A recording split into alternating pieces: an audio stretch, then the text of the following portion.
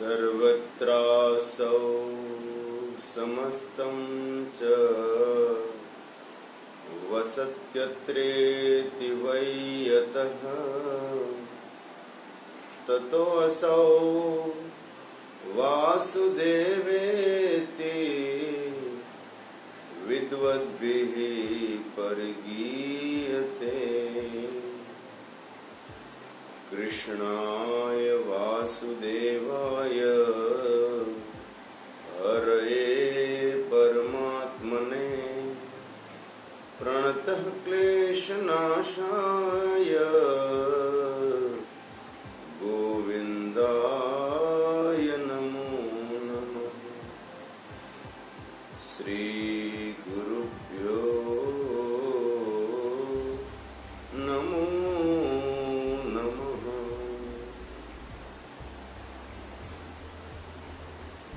पंचीकृत महाभूत संभवं कर्म संचितं शरीरं सुख दुःखानां भोगायतनमुच्यते। पंच प्राण मनो बुद्धि दशेन्द्रिय समन्वितम् अपंचीकृत भूतोत्थं सूक्ष्मांगं भोग साधनम् अनाद्य विद्या निर्वाच्य कारणोपाधिरुच्यते। उपाधि त्रितया धन्यमात्मानमवधारये। पंचकोशादियोगेन तत्तन्मय इव स्थितः शुद्धात्मा नीलवस्त्रादियोगेन स्फटिको यथा। वपुस्तुषादिभिः कोशैर्युक्तं युक्त्यावघाततः वपुस्तुषादिभिः कोशैर्युक्तं युक्त्यावघाततः आत्मानमान्तरं शुद्धं विविच्यात्तण्डुलं यथा। सदा सर्वगतोऽप्यात्मा सर्वत्र नावभासते बुद्धावेव वभासेत स्वच्छेषु प्रतिबिम्बवत्।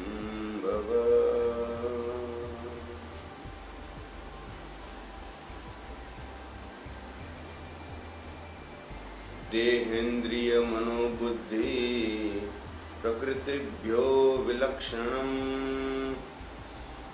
देहेन्द्रिय मनोबुद्धि प्रकृतिभ्यो विलक्षणम् तद्वृत्ति साक्षणं विद्यादात्मानं राजवत्सदा। इन्द्रियेषु व्यापृतेष्वात्मा व्यापारी वा विवेकिनां दृश्यते अभ्रेषु धावत्सु धावनिव्यथा शशि। आत्मचैतन्यमाश्रित्य देहेन्द्रिय मनोधियः स्वकीयार्थेषु वर्तन्ते सूर्यालोकं यथा जनः। देहेन्द्रिय गुणान् कर्मण्यमले सच्चिदात्मने अध्यस्यन्त्य विवेकेन गगने नीलिमादिवत् गगने नीलिमादिवत्।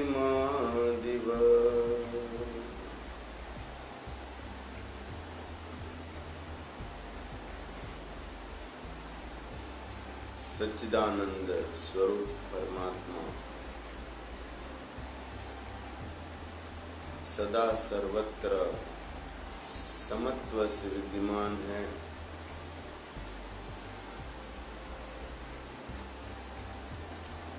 अंदर भी है बाहर भी है, उनका स्वरूप वही है। सत चित आनंद और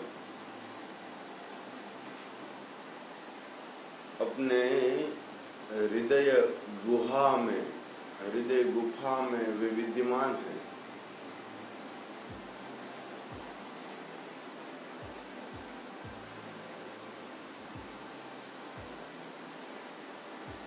तेरह श्लोक तक व्याख्या श्रवण की।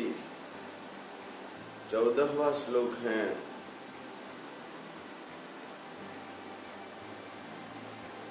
पंचकोशादि योगेन तत्तन्मय इव स्थितः।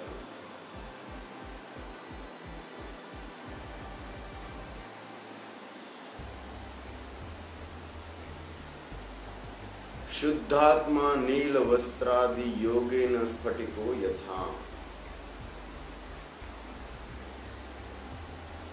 पंचकोश कौन से है? जिससे मिलकर के आत्मा उसके जैसा प्रतीत होता है। पंचकोश कौन से हैं?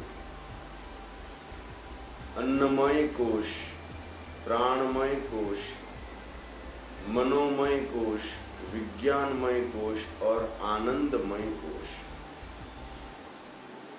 पंचकोशादि योगेन, पंचकोश के योग से, उसके साथ जुड़ने से, मिल जाने से, तत्तमय इव स्थितः, उसके जैसा,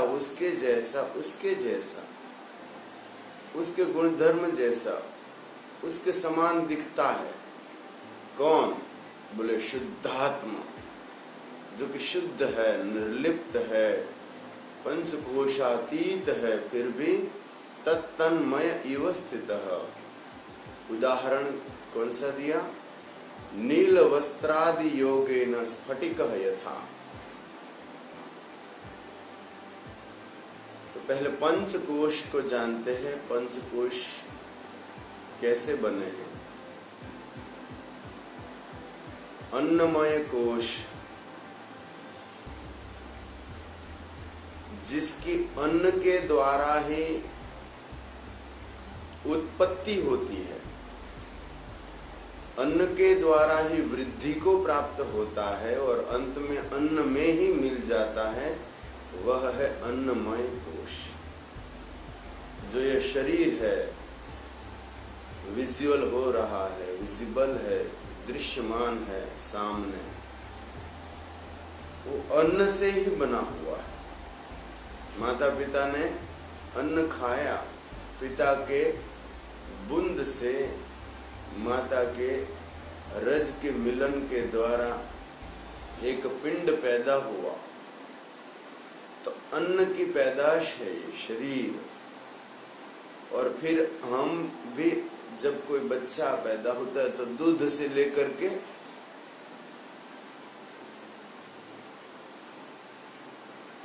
अन्न के द्वारा ही वृद्धिम संप्राप्य, वृद्धि को अच्छी तरह से प्राप्त करता है। यह अन्नमय कोश है, पूरा स्थूल शरीर। और अंत में अन्न रूपम पृथिव्याम विलीयते, अन्न रूपा जो पृथ्वी है उसमें ही विलीन हो जाता है। यह अन्नमय कोश है। तो अन्नमय कोश है, वह आत्मा कैसे हो सकता है? उसका जन्म होता है, यानी वह उत्पन्न होता है, उसकी स्थिति रहती है, फिर उसका विनाश होता है। जो अन्न से पैदा होता है, अन्न से ही वृद्धि को प्राप्त होता है, अन्न में ही मिल जाता है, ऐसा परिवर्तनशील वो आत्मा कैसे हो सकता है? आत्मा कभी बढ़ता नहीं है, कम नहीं होता है, उसका जन्म नहीं होता है, मरता नहीं है। न जायते म्रियते वा कदाचिन्नायं भूत्वा भविता वा न भूयः। अजो नित्यः शाश्वतोऽयं पुराणो न हन्यते हन्यमाने शरीरे। आत्मा का स्वरूप सांख्य योग भगवत गीता में भगवान बताते हैं। ऐसा आत्मा तो अन्नमय कोश है, वो आत्मा कैसे हो सकता है? प्राणमय कोश क्या है? पंच प्राण और वाग आदि पंच कर्मेंद्रिया। पंच प्राण कौन से? प्राण, अपान, व्यान, उदान, समान। और वाग आदि पांच इंद्रिया, कर्मेंद्रिया कौन सी? तो वाक यानी वाणी,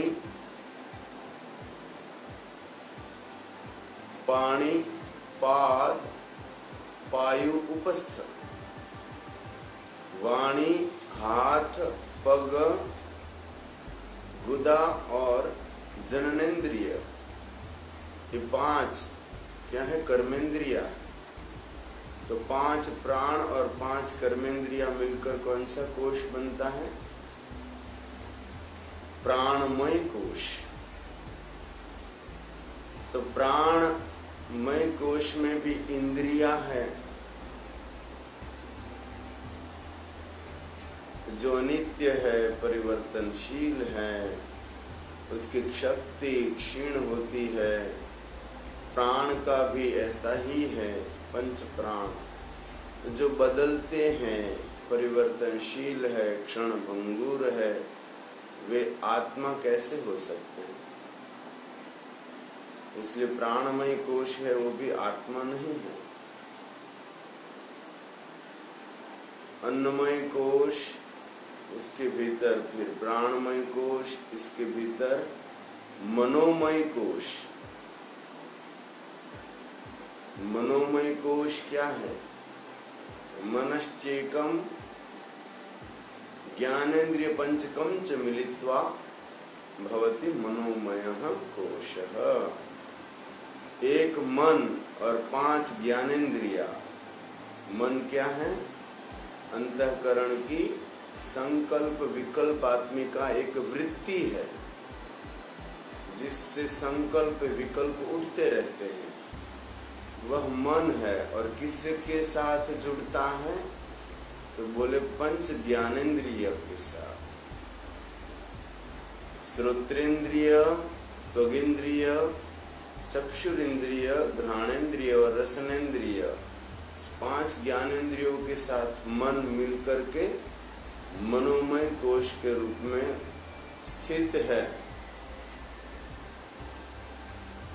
वह भी आत्मा नहीं है, जिसमें से संकल्प विकल्प उठते हैं, जो सुख दुख का अनुभव करता है, जिससे राग द्वेष आदि की अनुभूति होती है, ऐसा मन, ये मन के धर्म है सब, सुख दुख। तो ऐसा मन जो कि परमानंद स्वरूप है आत्मा, तो ऐसा मनोमय कोश आत्मा कैसे हो सकता है? इसलिए मनोमय कोश भी आत्मा नहीं। फिर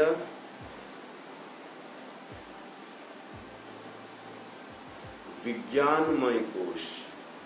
बुद्धि ही एका ज्ञानेन्द्रिय पंचकम च मिलित्वा भवति विज्ञानमयः कोशः। अंतःकरण की निश्चयात्मिका वृत्ति का नाम है बुद्धि। और पांच ज्ञानेन्द्रिया फिर से वही श्रोत्र, त्वक, चक्षु, घ्राण, रसना सब मिलकर के बुद्धि के साथ कौन सा? विज्ञानमय कोश बनता है। तो बुद्धि के धर्म भी मन की जैसे, मन संकल्प विकल्प करता है, बुद्धि निर्णय लेती है। लेकिन बुद्धि कभी कुबुद्धि हो जाती है, बुद्धि कभी सद्बुद्धि हो जाती है। बुद्धि में नाना प्रकार के निर्णय होते रहते हैं। सक्रियता के घर में रहती है तो आत्मा तो संपूर्णतः विनिष्क्रिय है, किसी कर्म का कर्ता और भोक्ता नहीं बनता। इसलिए विज्ञानमय कोश है, वह भी आत्मा कैसे हो सकता है। और आनंदमय कोश पांचवा, तो प्रिय मोदादि वृत्ति मत स्वस्वरूप अज्ञानम यद अस्ति तद आनंदमय कोश। आनंदमय कोश कौन सा है? तो कुछ प्रिय लगे, मोद उत्साह उल्लास हो जाए, लेकिन ऐसे ही संसार के वस्तु व्यक्ति स्थान के प्रति प्रियता, उससे स्नेह, वो पसंद आ जाए, वो हमारा प्रिय बन जाए। लेकिन तब भी स्वस्वरूप जो ज्ञान है, अपने स्वरूप का ज्ञान, उससे तो वंचित है, हम वंचित हैं। तो स्वस्वरूप का अज्ञान होते हुए भी आप प्रिय मोद आदि वृत्तियों से आवृत है, ऐसा जो एक अनुभव होता है, यह आनंदमय कोश। फिर भी वह आत्मा नहीं है, ये पंच कोश हो गए। ये आत्मा इसलिए नहीं है कि अन्नमय कोश ये शरीर है, स्थूल शरीर, तो भी कहेंगे यह मेरा शरीर है। मदीयम शरीरम, मदीयाः प्राणाः, मदीयम मनः, मदीया बुद्धिः,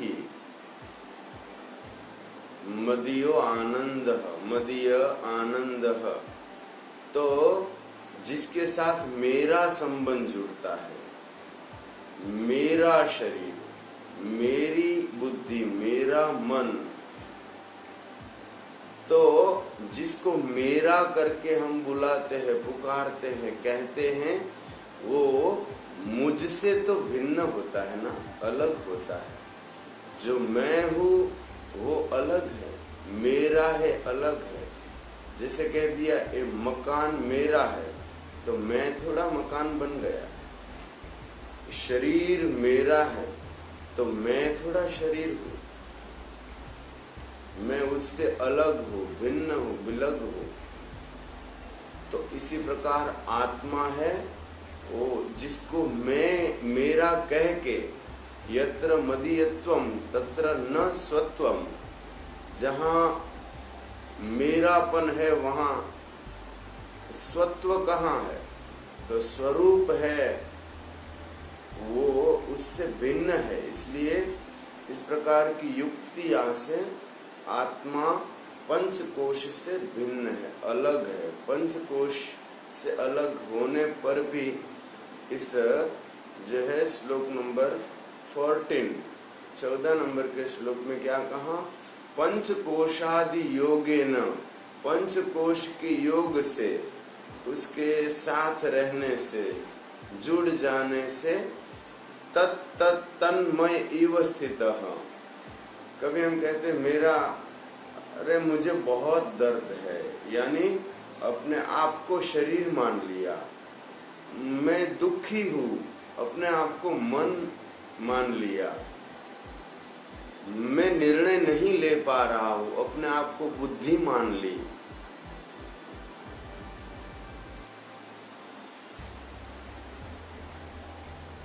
मैं प्रियता का अनुभव नहीं कर रहा हूँ, अपने आप को आनंदमय कोश।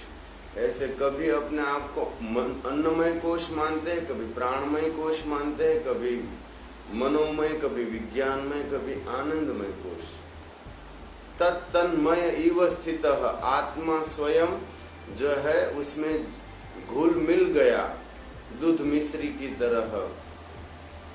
तो ऐसे, लेकिन स्वयं कैसा है? पंचकोशादि से रहित है, पंचकोशातीतः आत्मा ना। आत्मा कह स्थूल सूक्ष्म कारण शरीराद व्यतिरिक्तः पंचकोशातीतः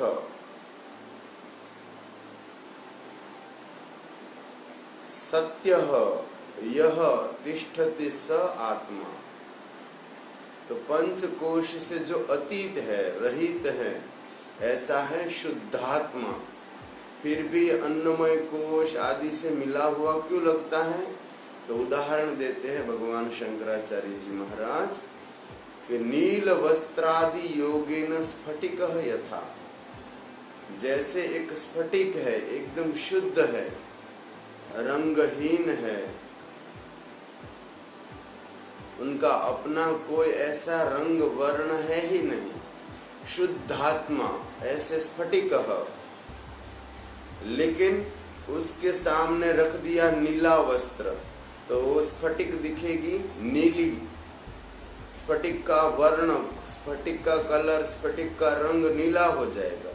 सामने रख दिया काला वस्त्र, उसका प्रतिबिंब सीधा पड़ेगा स्फटिक पर और वह स्फटिक कैसा दिखने लगेगा? काला, उसका अपना कोई वर्ण नहीं है। लेकिन नील वस्त्रादि योगेन, नील वस्त्र, नील आदि वस्त्र, अनेक वर्ण के वस्त्र हो सकते हैं, पीला वस्त्र तो स्फटिक भी पीली दिखेगी। तो स्फटिक शुद्ध होने पर भी जैसे नीला, पीला, रक्त ऐसे वर्ण के वस्त्रों के योग से हो, ऐसा ऐसा दिखता है स्फटिक। तो आत्मा तो शुद्ध है, शुद्ध है, शुद्ध है, विशुद्ध है, फिर भी इस कोशों से आवृत, ढका हुआ, मिला जुला लगता है, जैसे स्फटिक दिख रहा है। तो हमें पंच कोशों से इसको विलग करना पड़ेगा, युक्तियों के द्वारा, गुरु के ज्ञान के द्वारा। 15वें श्लोक में यही बात कही है। श्लोक नंबर 15, वपुस्तुषादिभिः कोशैः युक्तम युक्त्यावघाततः आत्मानमान्तरं शुद्धं विविच्या तंदुलम यथा। जैसे तंदुल होते हैं, चावल, तो उसके पर स्तर होता है, कवर, उसको भूसी कहते हैं, भूसी, ऊपर भूसी चढ़ी हुई होती है ना। तो खास करके प्राचीन समय में माताएं कूटती थी, धान को कूटती थी और सब भूसी चावल से अलग हो जाती थी। तंदुल से अलग होकर वो चोखा जो चावल के रूप में, भात के रूप में प्राप्त होते हैं। तो वपुः तुषादिभिः कोशैः, तुष आदि, भूस आदि से ढके हुए होते हैं। कौन? तंदुल वपुः, यानी चावल का वह शरीर। लेकिन तुषादिभिः युक्तम भवेत् स्यात्, परंतु मात्रा किम क्रियते, माताओं के द्वारा क्या होता है? युक्त्या अवघाततः, अवघात करती है उसको, जो है उस पर अवघातन होता है, कूटना होता है उसको, और उसमें से सब भूसी अलग हो जाती है। उस पर जो स्तर होते हैं, उसके आवरण होते हैं, वे सब तंदुल से अलग हो जाते हैं और बड़े अच्छे जो है श्वेत वर्ण वाले वो चावल प्राप्त होते हैं, शुद्ध। पहले वो पीला रंग आदि होता है भूसी का, लेकिन भूसियों को कैसे अलग कर दिया? अवघात के द्वारा, कूट करके। ऐसे ही आत्मानम आंतरम शुद्धम विविच्या तंदुलम यथा, उसी प्रकार हमारे आत्मा को भी युक्तियों के द्वारा जो है शुद्ध रूप में, जैसे चावल प्राप्त किए, ऐसे युक्तियों के द्वारा उस पर अवघातन करके और शुद्ध आत्मा को हमें प्राप्त कर लेना चाहिए। अनुमान युक्तियां द्वारा। कैसी युक्तियां? कि अयम स्थूल देहो न आत्मा कार्यत्वात् घटवत्। यह स्थूल शरीर है, अन्नमय कोश है, यह आत्मा नहीं है। तो कोई पूछेंगे कि ऐसा क्यों कह रहे हैं आप, आत्मा क्यों नहीं है? तो उसको कारण देना पड़ेगा कि कार्यत्वात्, यद यद कार्यम तद न आत्मा। जो किसी का कार्य होता है वह कभी आत्मा नहीं हो सकता। संसार में आप दृष्टि करें, विचार करें, सभी कार्य है किसी ना किसी का। जैसे इस जगत को ले लो, ये जगत भी परमात्मा का कार्य है। परमात्मा स्वयं कारण है और जगत उसकी रचना है, तो कार्य है। घटवत उदाहरण दिया, घटवत। अयम स्थूल देहो न आत्मा कार्यत्वात् घटवत। जैसे घड़ा है, घट है, वह किसका कार्य है? मिट्टी का कार्य है। मिट्टी स्वयं कारण है। तो जो जो कार्य होता है, किसी से उत्पन्न होता है, किसी से पैदा होता है, वह कभी आत्मा नहीं हो सकता। क्योंकि आत्मा न जायते, वो कभी उत्पन्न नहीं होता है। और कार्य तो किसी ना किसी की उत्पत्ति है। संसार में कोई भी वस्तु, व्यक्ति, पदार्थ, स्थान, उसकी उत्पत्ति हुई तो उसका कोई अवश्य कारण है। जैसे एक ये जो है माला है, उसमें रुद्र के दाने हैं, रुद्राक्ष।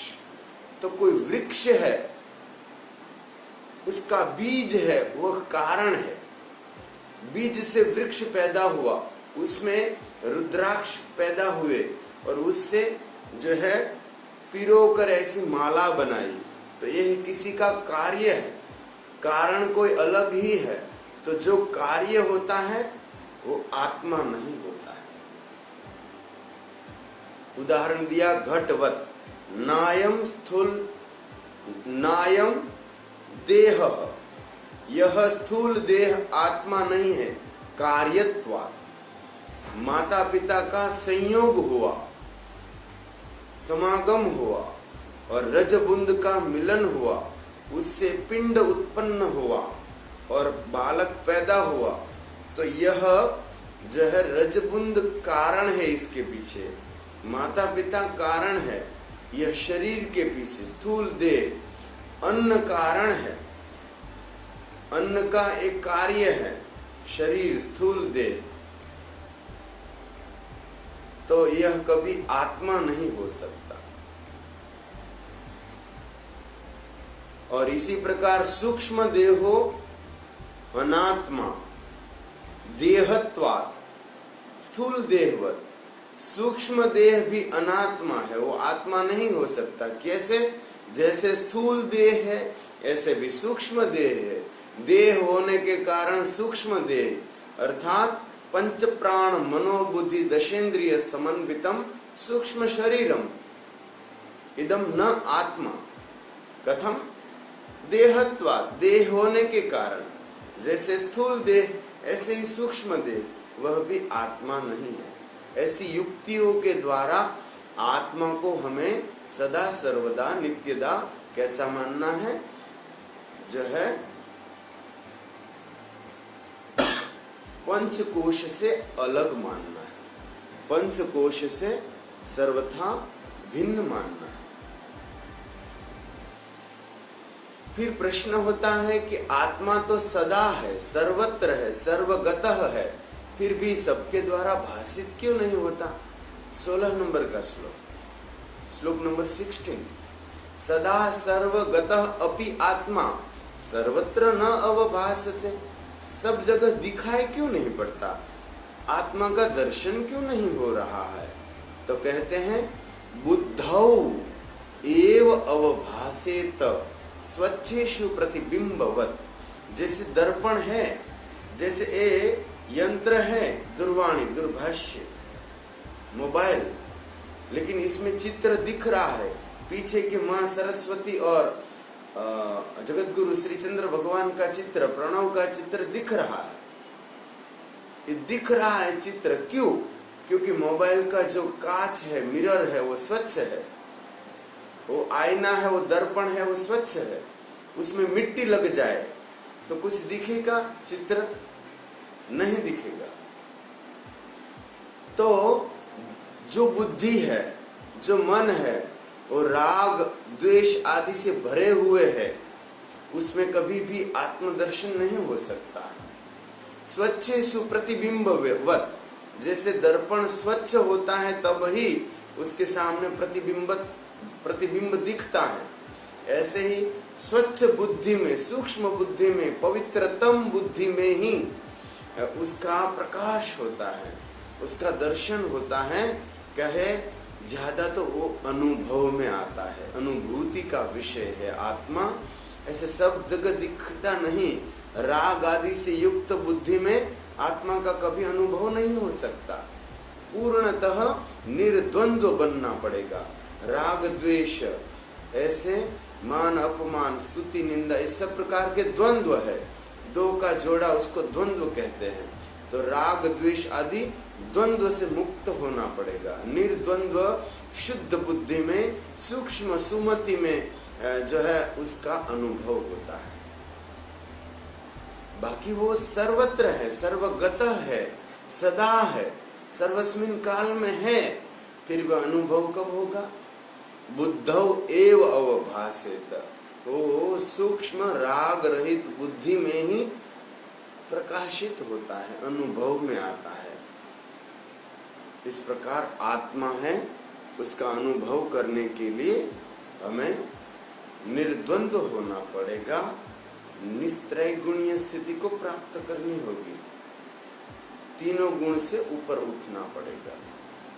सत्व गुण में स्थित होकर उससे भी आगे जाकर जो है ज्ञान की आसक्ति और सुख की आसक्ति है, वे भी जब छूट जाते हैं, उससे भी हम जब अनासक्त हो जाते हैं, तो गुणातीत निर्गुणता की प्राप्ति। तो इस प्रकार आज आपने श्रवण किए श्लोक नंबर 14, 15, 16। उसका मनन करें, चिंतन करें, पुनः पुनः श्रवण करें और आत्मस्थ होने का हम सब प्रयास करें। सबका शुभ हो, मंगल हो। सर्वे भवन्तु सुखिनः, सर्वे सन्तु निरामयाः, सर्वे भद्राणि पश्यन्तु, मा कश्चित् दुःख भाग् भवेत्। ओम शांति शांति शांति।